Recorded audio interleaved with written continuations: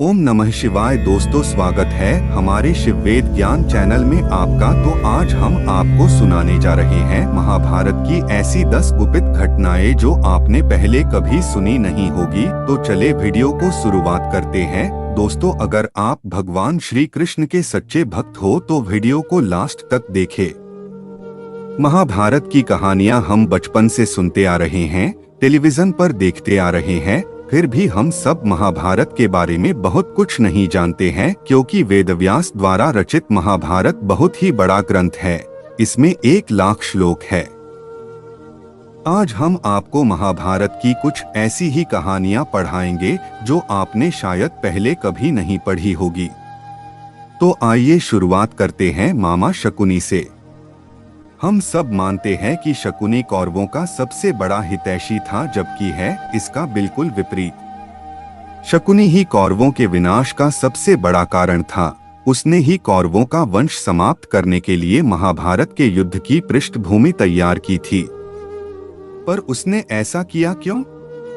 इसका उत्तर जानने के लिए हमें धृतराष्ट्र और गांधारी के विवाह से कथा प्रारंभ करनी पड़ेगी। शकुनी ही थे कौरवों के विनाश का कारण। से एक साधु के कहे अनुसार उसका विवाह पहले एक बकरे के साथ किया गया था, बाद में उस बकरे की बलि दे दी गई थी। यह बात गांधारी के विवाह के समय छुपाई गई थी। जब धृतराष्ट्र को इस बात का पता चला तो उसने गांधार, नरेश, सुबाला और उसके 100 पुत्रों को कारावास में डाल दिया और काफी यातनाएं दी। एक एक करके सुबाला के सभी पुत्र मरने लगे। उन्हें खाने के लिए सिर्फ मुट्ठी भर चावल दिए जाते थे। सुबाला ने अपने सबसे छोटे बेटे शकुनी को प्रतिशोध के लिए तैयार किया। सब लोग अपने हिस्से के चावल शकुनी को देते थे ताकि वह जीवित रहकर कौरवों का नाश कर सके। मृत्यु से पहले सुबाला ने धृतराष्ट्र से शकुनी को छोड़ने की विनती की, जो धृतराष्ट्र ने मान ली। सुबाला ने शकुनी को अपनी रीढ़ की हड्डी का पासे बनाने के लिए कहा। वही पासे कौरव वंश के नाश का कारण बने। शकुनी ने हस्तिनापुर में सबका विश्वास जीता और 100 कौरवों का अभिभावक बना। उसने न केवल दुर्योधन को युधिष्ठिर के खिलाफ भड़काया, बल्कि महाभारत के युद्ध का आधार भी बनाया। एक वरदान के कारण द्रौपदी बनी थी 5 पतियों की पत्नी। द्रौपदी अपने पिछले जन्म में इंद्रसेना नाम की ऋषि पत्नी थी।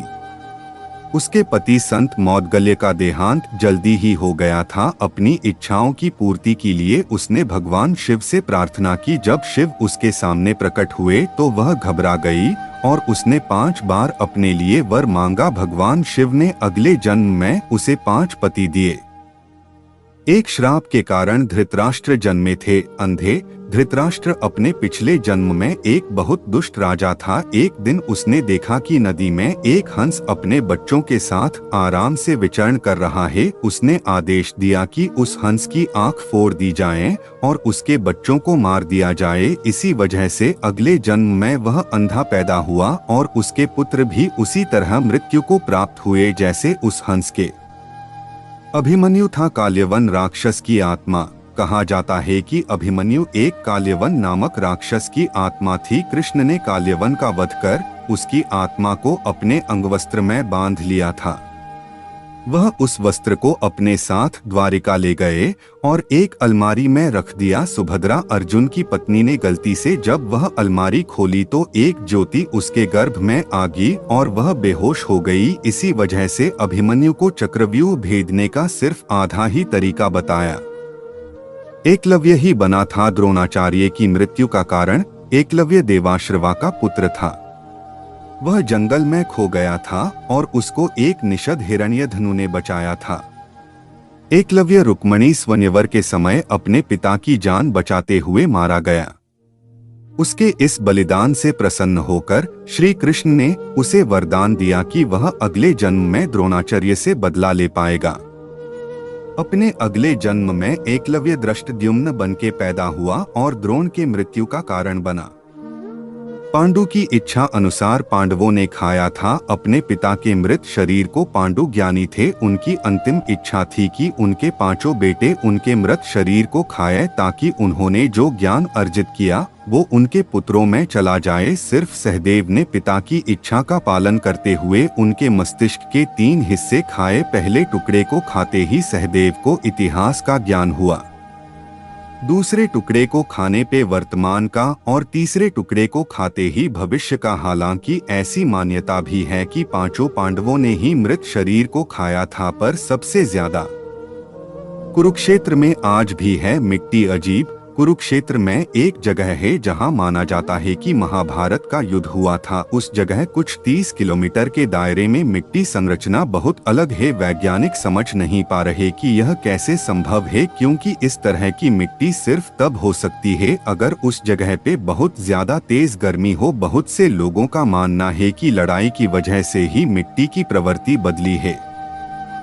श्री कृष्ण ने ले लिया था बर्बरीक का शीश दान में। बर्बरीक भीम का पोता और घटोत्कच का पुत्र था। बर्बरीक को कोई नहीं हरा सकता था क्योंकि उसके पास कामाख्या देवी से प्राप्त हुए 3 तीर थे जिनसे वह कोई भी युद्ध जीत सकता था, पर उसने शपथ ली थी कि वह सिर्फ कमजोर पक्ष के लिए ही लड़ेगा। अब चूंकि बर्बरीक जब वहां पहुंचा तब कौरव कमजोर थे, इसलिए उसका उनकी तरफ से लड़ना तय था।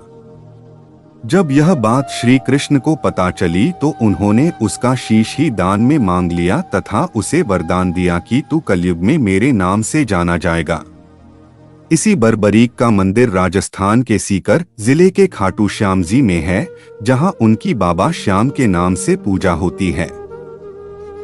हर योद्धा का अलग था शंख। सभी योद्धाओं के शंख बहुत शक्तिशाली होते थे। भागवत गीता के एक श्लोक में सभी शंखों के नाम हैं। अर्जुन के शंख का नाम देवदत्त था, भीम के शंख का नाम पौंड्रा था, उसकी आवाज से कान से सुनना बंद हो जाता था। कृष्णा के शंख का नाम पांचजन्य, युधिष्ठिर के शंख का नाम अनंतविजय, सहदेव के शंख का नाम पुष्पकौ और नकुल के शंख का नाम सुघोषमणि था। दोस्तों, इस वीडियो को बोलते समय कोई हमसे गलती हुई हो तो क्षमा चाहते हैं। दोस्तों, ये वीडियो आपको अच्छी लगे तो लाइक, शेयर एंड सब्सक्राइब करें। अगर आप सब्सक्राइब नहीं करोगे तो आपको ऐसे ज्ञानवर्धक वीडियो देखने को कैसे मिलेंगे, तो जल्दी से सब्सक्राइब करें। धन्यवाद।